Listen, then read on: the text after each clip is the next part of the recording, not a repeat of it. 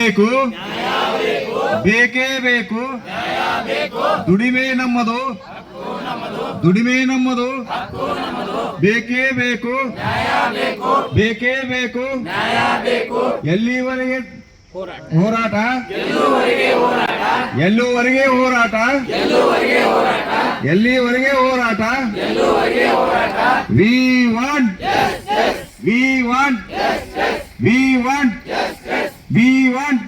ಗುಲ್ಬರ್ಗಾ ವಿಶ್ವವಿದ್ಯಾಲಯ ಹೊರಗುತ್ತಿಗೆ ನೌಕರ ಕಲ್ಯಾಣ ಸಂಘದ ವತಿಯಿಂದ ಧರಣಿಗೆ ಸತ್ಯಾಗ್ರಹವನ್ನು ಹಮ್ಮಿಕೊಂಡಿದ್ದೇವೆ.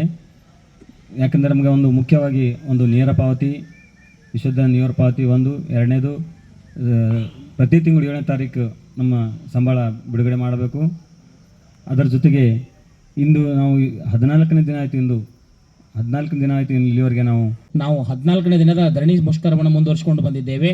ಇದಕ್ಕೆ ಮೂಲ ಕಾರಣ ಮೇಲಾಧಿಕಾರಿಗಳು ನಮ್ಮನ್ನು ಮಲತಾಯಿ ಧೋರಣೆಯನ್ನು ತೋರ್ತಿರುವುದರಿಂದ ನಾವು ಈ ಒಂದು ವ್ಯವಸ್ಥೆಗೆ ಕಾರಣರಾಗಿರ್ತೇವೆ ಅಂತಕ್ಕಂಥದ್ದು ಈ ಮೂಲಕ ತಿಳಿಸುತ್ತೇನೆ. ಅದಕ್ಕಾಗಿ ನಮ್ಮ ಬೇಡಿಕೆಗಳು ಏನಿವೆ ಅಂತಂದ್ರೆ, ನಮ್ಮ ಪ್ರತಿ ತಿಂಗಳು 5ರಿಂದ 7ನೇ ತಾರೀಕು ಒಳಗಾಗಿ ವೇತನ ಪಾವತಿ ಆಗಬೇಕು. ಜೊತೆಗೆ ನೇರ ಪಾವತಿಯು ಕೂಡ ನಾವು ಕೇಳಿಕೊಂಡಿದ್ದೇವೆ. ಅದು ಕೂಡ ನಮ್ಗೆ ತುರ್ತು ರೀತಿಯಲ್ಲಿ ಜಾರಿ ಆಗಬೇಕು ಅನ್ನುವಂಥದ್ದು.